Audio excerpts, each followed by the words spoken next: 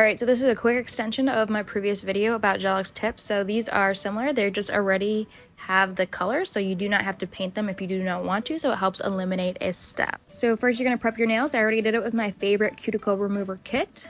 Then you're going to pick the nail tip size that fits your finger. Right now I'm showing you how I am picking the one that fits my thumb. So I'm making sure that it fits. For me, I like to make sure that it goes along the sides of it. I don't like when like the sides are showing.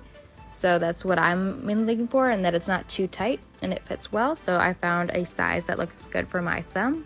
Alright, so the first step is the pH bonder, and this is basically going to dehydrate your nail so that it will remove any oils or residue so that it makes it easier for you to attach the Gel-X nails.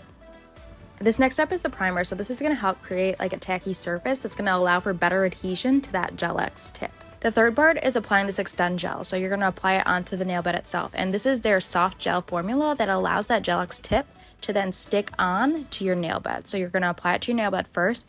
Before you cure it, you want to make sure you get any of it that's going off the sides off, or it's going to be a lot harder to get off. Then you're going to file that Gel-X tip that you picked out earlier, and you're scoring it a little bit so it's easier for that extend gel to grip onto it so it can attach to your nail.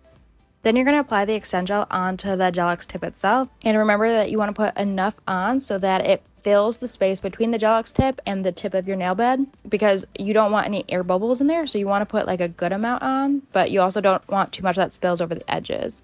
When it's time to put it on, you're going to put it down at a 45-degree angle at the very base of your nail bed, and then slowly push up and try to get all those air bubbles out as you're pushing up. Then I use these cheap plastic clamps to help hold it on before I cure it.